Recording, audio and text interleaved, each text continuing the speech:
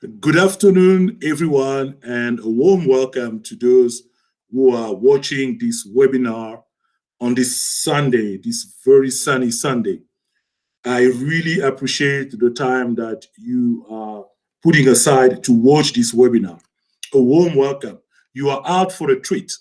So today's topic is about leadership gold, and it's extracted from John Maxwell book called Leadership Gold. I know most of us sometimes don't believe that we are all leaders, but let me tell you, a leader is anyone who can influence another person. So, by definition, taking into account that definition, which is a John Maxwell definition, which I really agree with, we are all leaders. So we can bring the changes that is much needed on this world where everything seems to be chaotic and everything seems to be out of control. So today we will focus on a few topics from the book Leadership Gold. I will not be able to deep dive into details on every single topic, but I will just give you a high level. So for those who are really interested to find out more about leadership, to improve the leadership skills, to become effective leader who can bring changes, I'm very happy to help you. And you can reach out to me. I have a coaching practice and I am very passionate about helping people to become the best version of themselves, to tap into their potential and change their self-image and become a person of impact. My name is Didier Mbayo and I am your host this afternoon. Thank you very much. I am going to switch off my camera and display the slide.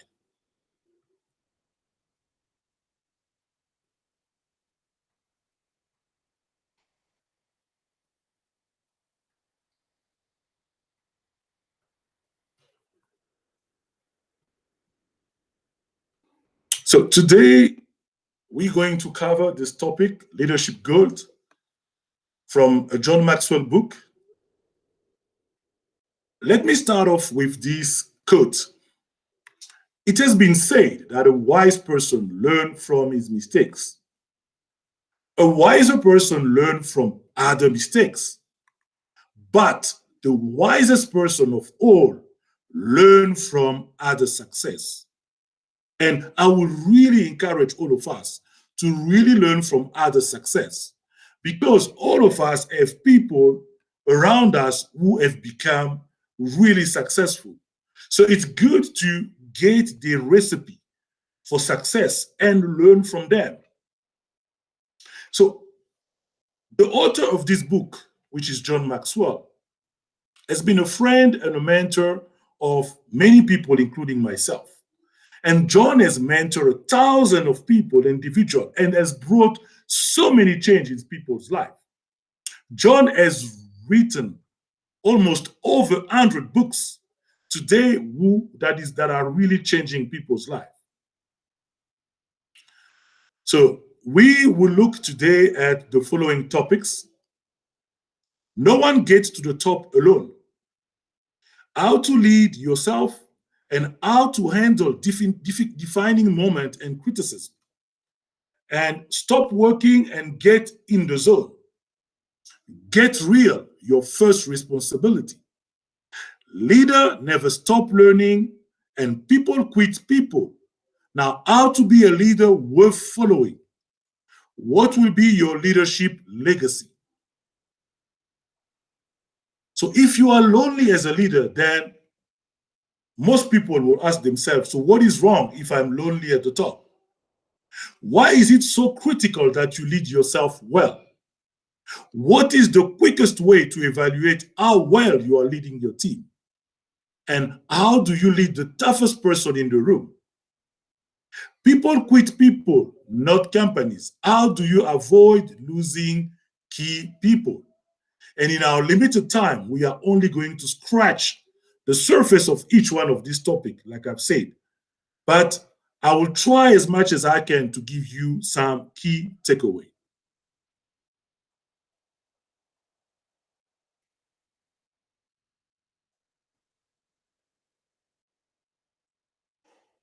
Okay, I'm having a little bit of a technical glitch. Yeah. So let's move on now. I think we can move to the next slide now. Trying, I don't know what is going on this afternoon. I'm having a bit of a challenge. Just bear with me. I'll try to sort this thing out.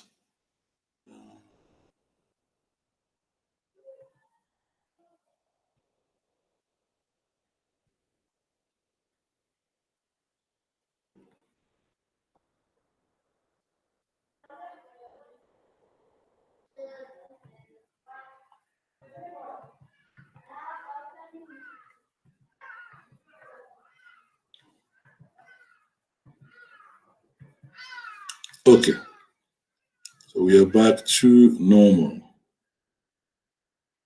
Okay, let's move on.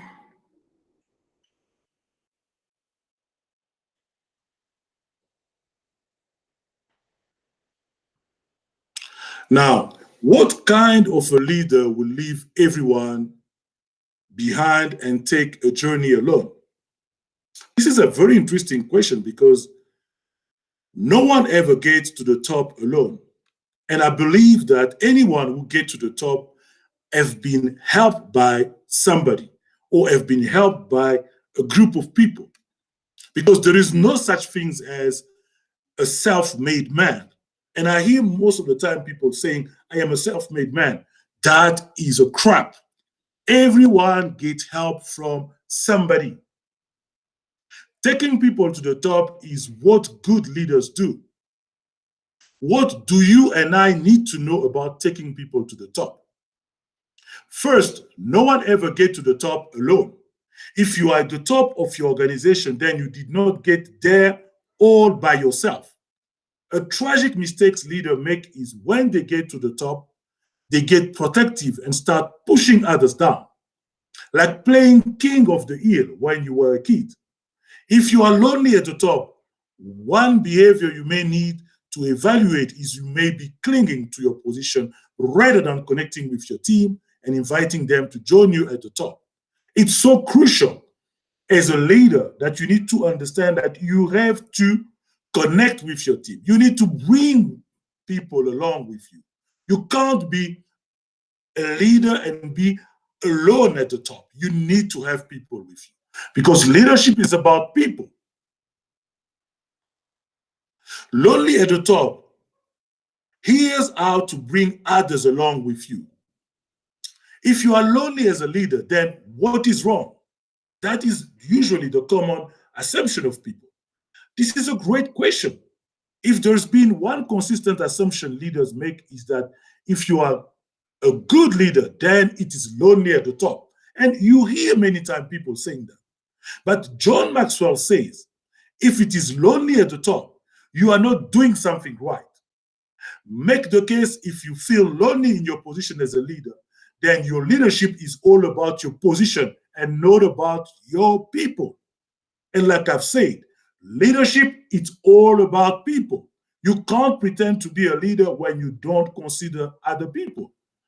John often states that if you are taking a journey and no one is following you, you are just taking a walk. If you are all alone, then no one is following you. And if nobody is following you, you are not really leading at all. Because who are you leading if no one is following you? How do you bring others along with you? First, you must avoid positional thinking. When you use your title to persuade your people, you create distance between you and them. And I'm sure you have heard often people saying, I am the boss here. And what I said count. There's no discussion. This is my decision. Such statements usually create a distance between you and the people that you lead. A leader does not belittle the people. They enlarge the people. Win your people over by building relationship with them. Do that and you will never be lonely. Realize the downside of success and failure. Both of these are dangerous to a leader. If you have started to have success, you may be tempted to believe you don't need your team. But ironically, they are the one who help you to get there. Remember, you are in the people business, always. And leadership, it's about people. Finally, adopt the law of significance. And this is extracted from John Maxwell's book called The 17 Indispensable Law of Teamwork. He wrote this: one is too small of a number to achieve greatness. I really challenge you to find one person who made a significant impact in this world all by themselves. Greatness is always bigger than what you can do by yourself. So the toughest person to lead is always yourself. That is another topic. And that's true, because it's easy to tell people this is what you need to do. But the reality is, are you walking the talk? And this is pretty much what this statement say. The toughest person to lead is always yourself. I believe, and I can tell you, that the toughest person to lead is myself, because leading myself, it's such a big task and endeavor, because we all have flaws. We are not perfect. So how do you lead the toughest person in the room? And that person is you, basically. Of course, like I've said, we are all the toughest person that we have to lead. So the person I have most difficult time leading is myself. And this is a full-time job. I have to motivate myself. I have to discipline myself. And I have to protect my integrity. The list is really endless. But why is it that way? John says there are two reasons. We don't see ourselves as we see others. We are harder on others than we are on ourselves. And that's true. It's easy for people to jump into conclusion when it comes to somebody else's problem. It's easy for people to judge other people. But what about yourself? Have an honest look at yourself. Do you really lead yourself? Human nature equips us with the ability to size up everyone in the world except ourselves. It is remarkable how most people lack awareness. Just recently, John Maxwell said that he was working with a client. He had entrusted, and that client entrusted him with 200 of his employees. And after they worked together, John Maxwell asked for a detailed evaluation of each person. And then when they were reviewing the report, the owner of that company said, these 8 people need more help as you have assessed them.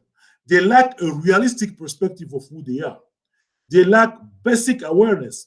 Now, send me a proposal to provide individual coaching to see if we can help them advance in their awareness. And I think, as you can see, the boss was only focusing on the other people. He was not focusing on himself. Maybe he's the one who's the problem. The next topic is key to leading yourself. Okay? As John Maxwell says, we tend to judge others according to their actions. It is very cut and dry.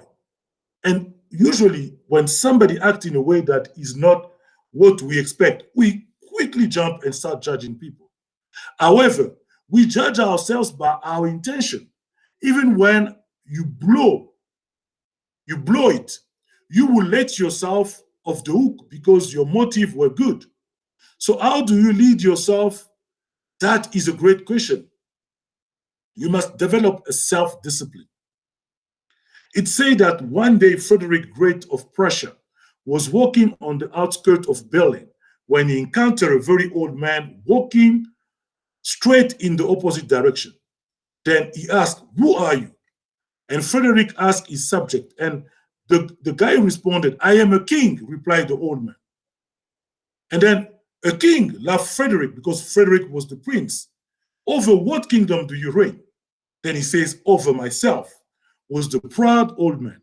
So discipline is simply giving ourselves a command and following it through.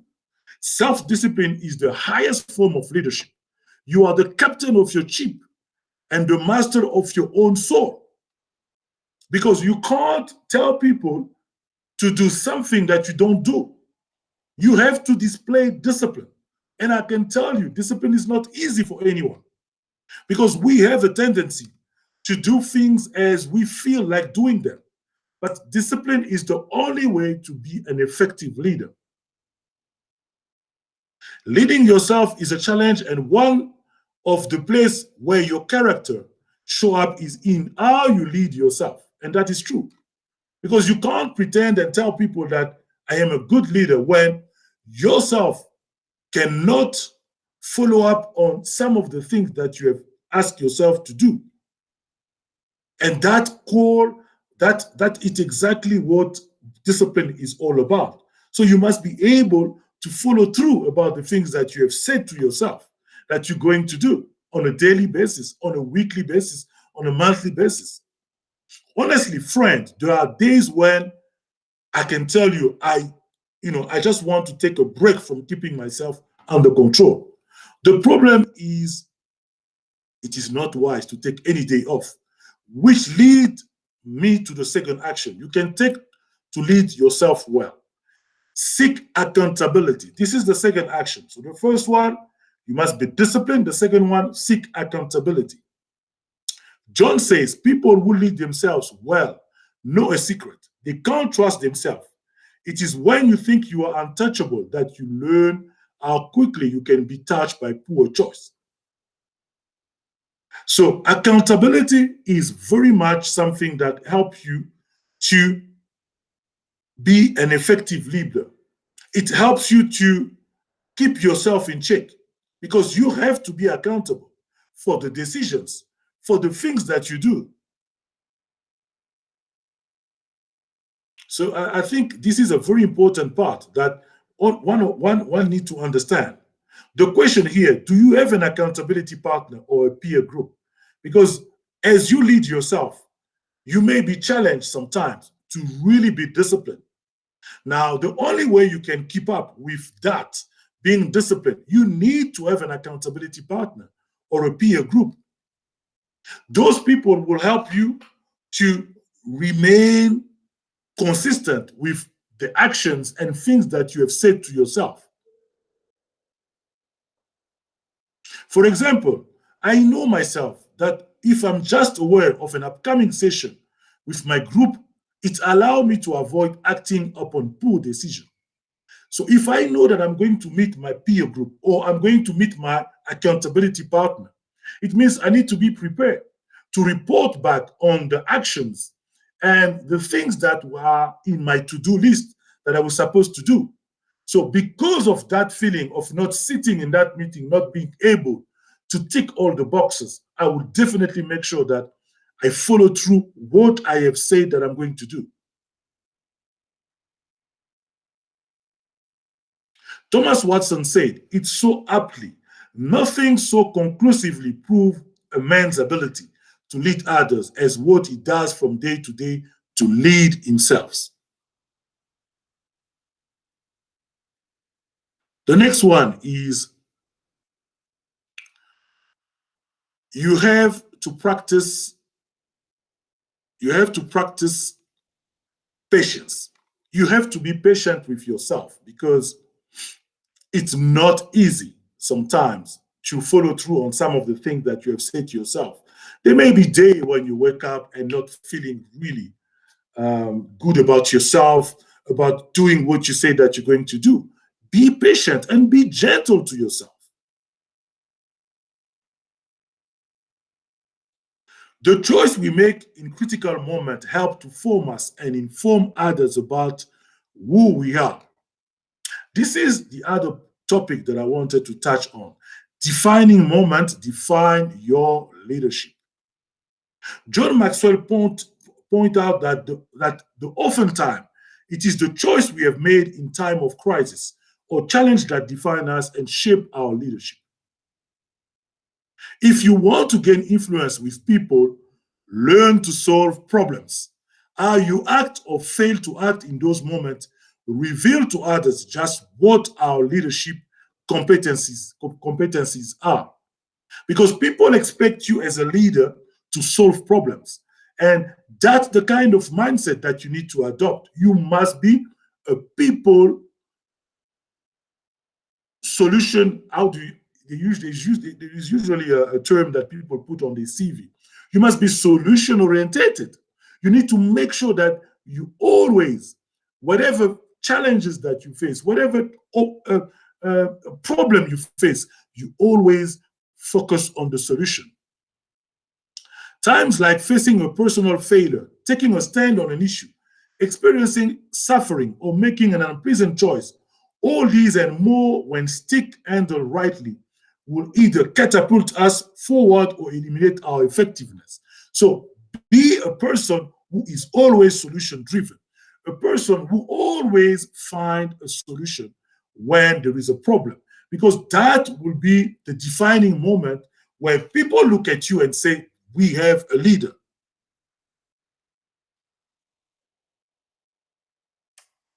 Criticism is something that you can avoid easily, but saying nothing, doing nothing, and being nothing. This is a quote from Aristotle. No one loves being criticized. And I mean, you will concur with me. Nobody likes criticism. But if you do, then you may need some professional help. And I think, well, you are really a supernatural person if you like criticism, because I can witness that I don't like criticism. But I have learned that criticism is very important for my growth. Because if I don't allow myself to be criticized, I will never see my blind spot. So how do you know you are a leader? It's when you are getting kicked in the rear. Every leader has a target on his or her back. The question here is, how do you handle criticism? Then John Maxwell, give us and share a story, a very interesting story about a salesman who was getting a haircut and mentioned that he was about to take a trip to Rome, Italy. Then the person who was doing the haircut says, Rome is a terrible, overrated city, commented his barber, who was born in northern Italy. So what airline are you taking? Asked the barber. The salesman told him the name of the airline, and the barber responded, what a terrible airline. Their seats are cramped, their food is bad, and their planes are always late. Then the barber asked again, what hotel are you staying at? The salesman named the hotel, and the barber explained, why would you stay there? That hotel is in the wrong part of the town and has horrible service. You are better off staying at home. Then the salesman responded, but I expect to close a big deal while I'm there. So, and afterward, I hope to see the Pope. That's what the salesman said. And the barber says, you will be disappointed trying to do business in Italy. And don't count on seeing the Pope. He only grants audience to very important people. Now, 3 weeks later, the salesman returned from his trip and go to the barber shop. Then the barber asked, how was your trip? The salesman says, wonderful. The flight was perfect. The service at the hotel was excellent. And I made a big sale. And the salesman paused for effect and he says, I got to meet the Pope. Then the barber says, you got to meet the Pope. Then he looked at the salesman impressed. And then he says, tell me what happened. And then the salesman says, well, when I approached him, I bent down and kissed his ring. No kidding. And what did he say? Then the salesman looked down at the barber and say, the Pope says, my son, where did you get such a lousy haircut? So just this story gives you a bit of understanding of this conversation that the barber and the salesman had. You can see that the barber was very focusing on criticizing, on not seeing anything good out of the trip that the salesman was planning to do in Italy.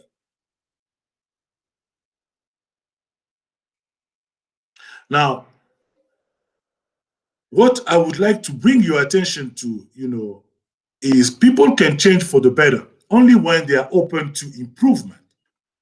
Now, how you handle criticism is so vital to your growth as a leader. When you are criticized, John Maxwell says, I try to maintain the right attitude. Because anytime someone's criticized you, you have to look at what exactly should I learn from this criticism. Is there something that I'm not doing well that I need to improve? Is there something that I failed to do? Do not be defensive. Looking for the grain of truth, making the necessary change, taking the high road.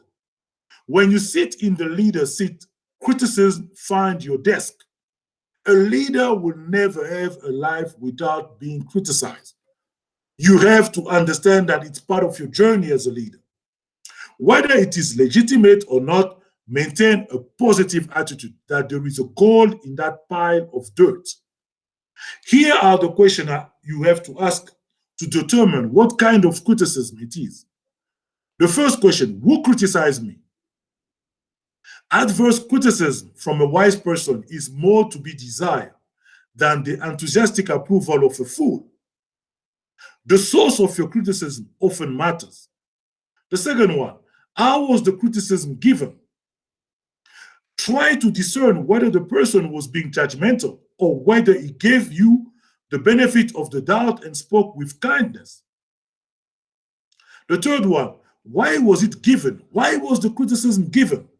Was it given out of a personal hurt or for my benefit? Because hurting people hurt other people. They lash out or criticize to try to make themselves feel better, not to help the other person. Whether the criticism is legitimate or not will determine whether I grow from or grown under unwanted word is my attitude. Attitude is the sum of a person's will. Your attitude will determine whether you accept the criticism, whether you are willing to look at the merit of the criticism, whether there is something that you can learn from the criticism. There is always something that you can learn from a criticism if you become more objective and you have a positive attitude. And I often hear, because I'm a Toastmaster member, feedback is the breakfast of a champion. In fact, feedback are sometimes some sort of criticism, not necessarily in a very negative way, but your feedback sometimes may come depending on your perception of things. You may look at feedback as a criticism. So enjoy when people give you criticism. Enjoy when people give you feedback because you learn from their criticism. Maybe there is something that you have to change. Maybe there is something that you can improve on. Please make sure that you keep the right attitude.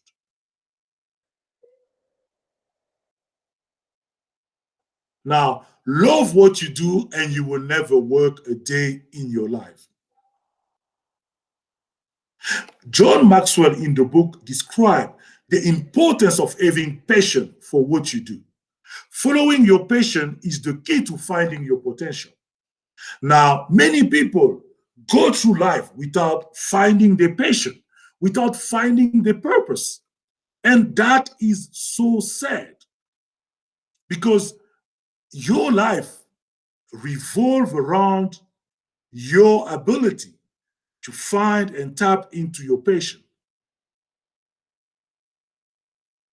Please, let me tell you, for those who are struggling in that area, I'm really aware of that, and I'm happy to really help you to discover your purpose, to discover your passion. Because if you cannot discover your passion and your purpose, you will be living a life that is empty. You will never experience the joy. You will never be able to become the person that God expects you to be. Following your passion is the key to finding your potential. How do you find your passion? That is a great question. It can be found by answering this simple question. What do you love doing so much that you will do it for free? I repeat, what would you love doing so much that you will do it for free? And usually another question that you may ask yourself is, if today I get a diagnostic from a doctor that I only have 6 months to live, what would I focus on for the rest of the days that I will still live? Where should I focus my energy? So you have to understand that those questions, or for God's sake, they give you today, you win the lottery. You win $10 million or whatever amount. What are you going to do? That will help you to find your passion. Ask people around you, what brings you alive? What are the activities that you often do that bring you alive? That will help you to find your passion. That will help you to find your purpose. A master in the art of living draws no sharp distinction between his work and his play. His labor and his leisure, his mind and his body, his education and his recreation. I repeat, let me just repeat because maybe you didn't get that. Jack stated the following: a master in the art of living draws no sharp distinction between his work and his play, his labor and his leisure, his mind and his body, his education and his recreation. He hardly knows which is which. He simply pursues his vision of excellence through whatever he's doing and leave others to determine whether he's working or playing. To himself, he always appeared to be doing both. And I think this is one of the key elements that will help you to find your purpose and your passion. Because a person who's very passionate do not make a distinction whether he's working, whether he's playing. To him, he just find a joy in whatever activity he's involved in, because that activity is in line with his purpose, his highest calling on this earth. Love what you do and you will never work a day in your life. This is so critical. The world will belong to passionate, driven leaders, people who not only have enormous amount of energy, but who can energize those whom they lead. Leadership is influence, like I've said in the beginning. Nothing more, nothing less. People gravitate to passion. People would always follow a leader who is passionate because they understand that this person is not there for the money. This person is not there to take advantage of us, because we can see the passion.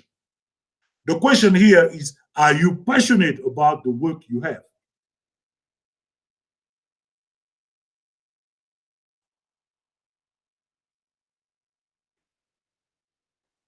So get real.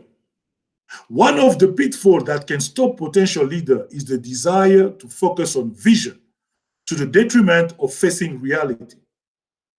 Then John Maxwell shared a very interesting story. He says the following: I held a position as vice president of HR for a local company. Being in that position allowed me to be very close to the president, to hear his passion, and to see his vision for the company. Yet he had one major flaw. He never wanted to hear bad news about what was happening at the company or with the team. Friend, if you are not able to hear both the good and the bad, you are not dealing with a major responsibility as a leader. And that's true. A leader needs to face the reality. A leader needs to hear what is good and what is bad. John Maxwell states that it is a leader's job to define reality. One of the pitfalls that can stop you as a potential leader is the desire to focus on the vision to the detriment of facing reality. How do you find what is real? A reality check requires you to follow 4 practices. The first one, admit your weaknesses. By the way, your team already know them. Admitting them, let them know you know. And most of the time, this is a mistake that I found in many leaders. People think that being a leader, it means that you have to know it all, that you don't have weaknesses. Trust me, every person got strengths and weaknesses. So the people in your team have already identified your weaknesses, even if they don't tell you. So you better admit your weaknesses and let them know that you know your weaknesses. Then they will really appreciate you acknowledging that fact. Embracing realistic people. Bird of a feather do flock together. Have team members who complement your weaknesses, because you cannot know everything. You need other people in the team who can complement you. And that's why you hire people based on the skills so they can be of help in your endeavor to lead the team. Trust people for their competency. Let them take the lead on big projects. Ask for honesty from others. When you're experiencing success, it's become increasingly difficult to have people around you that will tell you what you need to hear rather than what you want to hear. That will keep you real. Allow people space to tell you from the bottom of their heart what they think about your leadership style. And that is the best way to really become and improving in your leadership style. I have seen many leaders who don't like to face criticism. They don't want to be real. And usually they end up being a positional leader who do not allow other people in the team to raise their concern. And trust me, that will get you out of the reality check. So you need to create that environment of trust. You need to create that environment where people believe in you.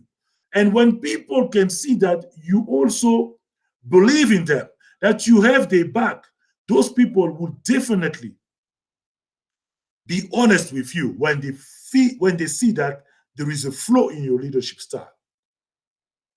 Invite fresh eye to check you out. John Maxwell admitted he needed to bring out consultant or expert in to take a new look at what he saw every day. And that is good. Sometimes you need to ask someone to look at the way you are running an organization and to give you his feedback and help you to see area where you're not doing well. And Jim Collins point out in his book, Good to Great, good leaders who lead great company face reality and make change accordingly. You absolutely cannot make a series of good decisions without first confronting the brutal fact. How are you doing? Learning anything? Our time is going. Quickly consider with me more leadership insight. This is a question that I'm asking you. How are you doing? Are you learning something out of this webinar to this afternoon? Never stop learning. That, for me, is an important element when you are a leader. Make personal growth a priority, because look at today's world. Things have shifted in a way that no one could have believed. COVID has changed the norm, and the only way to survive is to learn to invest in yourself. Be a continual learner, because the more you learn, the more you can see opportunity, the more you can see possibility. And as a leader, people expect you to lead them, to know where you are going. And that means that you need to spend time growing yourself. And unfortunately today, most people don't really spend time investing in themselves. They are so into social network. They are so disturbed by the world, and they don't understand why their life is in such a shambles, and they don't understand why they're not moving forward in life. You need to understand that the only thing that you need to do as a leader, which is critical to you moving forward, is critical to you being able to add value. You should not stop learning. Make personal growth a priority. True leadership development happens over a period of time, a process that you have to follow. Event like the one that we have today, this webinar, can make you aware of what you need to do to develop as a leader. But it can only start the learning. You have to understand that you have to personally invest in yourself. Otherwise, if you don't invest in yourself, you'll be going backward. And when you're going backward, it means you are not in sync with change. And change is something that is permanent to all of us. So if you don't change, you will be left behind. And when you're left behind, you'll probably lose your job. So how to keep learning and growing? Invest in yourself. You must be intentional in investing in yourself. Try every day to spend 1 hour reading a book or 30 minutes, but please invest in you. Buy books that are aligned with your purpose. Make sure that every day you keep being disciplined by reading. And we going back to one of the things that we touched on, which is discipline. So an effective leader can only be an effective leader if he's disciplined enough. So John Maxwell says the following. He always have one word that keep him focused on what direction he wants his personal life and business life to go in. He says to grow, you have to be intentional. How to keep learning and growing? Invest in yourself first. There is a direct link between how your company grow and how you grow. If you want to lead, you must learn. If you want to continue to lead, you must continue to learn. Create a grow environment for the people you lead. What does a grow environment look like? John Maxwell believes it has 10 characteristics. It is a place where the following things occur. A grow environment is characterized by others are ahead of you. You are continually challenged. Your focus is forward. The atmosphere is affirming. You are often out of your comfort zone. You wake up excited. Failure is not your enemy. Others are growing. People desire change, and grow is modeled and expected. If you can create a grow environment, not only will the people in your organization grow and improve, but people with great potential will knock down your doors to become part of your team. It will transform your organization. People quit, people, not companies. And this is another topic that we're going to touch on. You often hear that people quit. The managers, not the company. Oscar Wilde said, some cause happiness wherever they go. Talking about individuals. Some individuals cause happiness wherever they go. Some cause happiness whenever they go. Some sources estimate that as many as 65% of people leaving companies do so because of the managers. We may say that people quit their job or the company, but the reality is that they usually quit the leaders. The company doesn't do anything negative to them. People do, because that's the reality. You will leave a job because you have a manager who does not create that grow environment, who does not give you the promotion that you need. A manager who keep micromanaging you.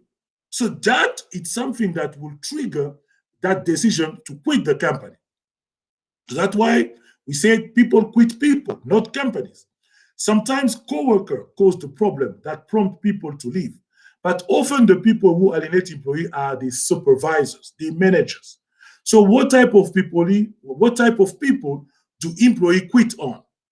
So these are the people that usually create that environment where people decide to leave the company. People quit people who devalue them. People who do not show them that they value them. These bosses manipulate and start treating them like objects. That is never appropriate for any leader. What should you do? Appreciate your team. Learn to appreciate your team and give them compliment when they achieve a great goal. Give them compliment and recognize what they've done in the public arena. Don't go in a meeting, in a board meeting, while the person that report to you is the one who drafted the report, acknowledge the fact that this document was prepared by my subordinate. Be honest enough to do it. That doesn't mean that you're not good enough. That doesn't mean that you're not intelligent, but that shows that you acknowledge that other people have good skills as well. Find out where they add value and place them there to maximize the effort. People quit people who are untrustworthy. Michael Winston, Managing Director of Chief Leadership Officer for Countrywide Financial Corporation, says the following: effective leaders ensure that people feel strong and capable. In every major survey on practice of effective leader, trust in the leader is essential if other people are going to follow that person over time. People must experience the leader as believable, credible, and trustworthy. One of the ways trust is developed is whether in the leader or any other person is through consistency in behavior. Trust is also established when words and deeds are congruent. Walk the talk. That is the way you can establish trust with your subordinate, with your peers. So let me ask you this. What are the quickest way leaders lose the trust of the people? When they act inconsistently in what they say and do, seeking personal gain above shared gain. Withholding information. Create an environment where people don't trust you as a leader. Lying or telling half-truth. Being close-minded. That creates an environment where people will not trust you. Lastly, people quit leaders who are incompetent and those who are insecure. A leader needs to ensure that he's competent enough in the area where he's leading people. That doesn't mean that he needs to know it all, but he needs to be competent. And people also do not want to have a leader who is insecure, who always go behind other people's back. So how to be a leader worth following? Take responsibility for relationship. As a leader, you take the lead in making sure relationships are positive. Conduct exit interview. Find out if you are the reason they are leaving.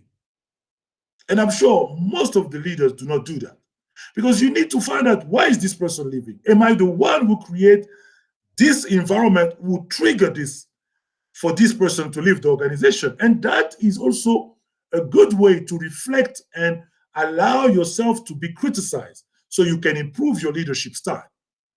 So conduct exit interview. Find out if you are the reason they are leaving. If you are, take the high road and own it. Value those who work for you. It's wonderful when the people believe in the leaders. It's more wonderful when the leader believes in the people. Prioritize credibility.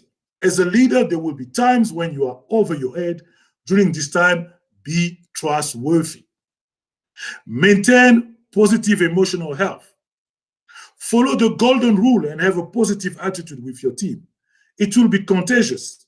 That is the thing you want your people to catch. Lastly, maintain a teachable spirit.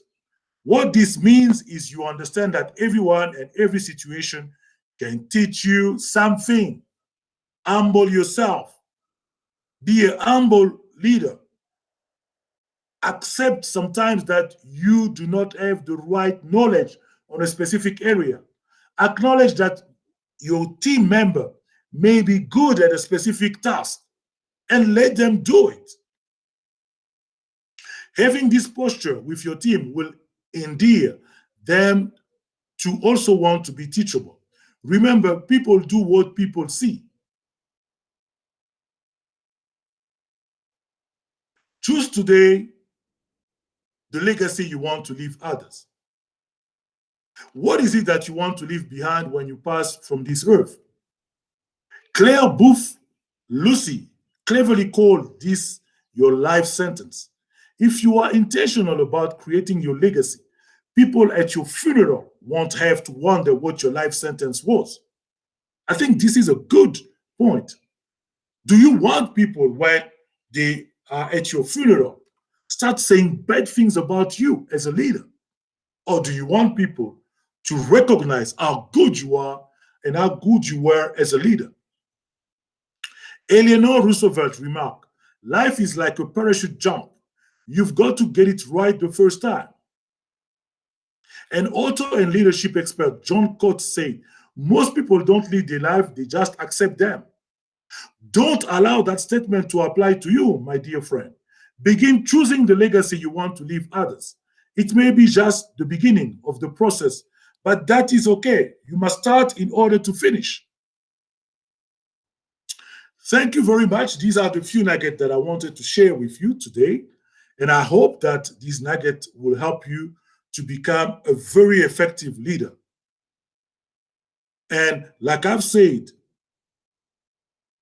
for those who really want to deepen and improve their leadership skills and become effective leaders, you can reach out to me on 002771473558, or you can look at my website www.leadinfluencepty.com, or you can send me an email to ddmbio@leadinfluencepty.com. And I will be very glad to have at least 2 free sessions with you where we can discuss exactly your struggle, the area where you need help, and how I can add value to you. Thank you very much again for the time that you have set aside this afternoon to watch this webinar. Thank you.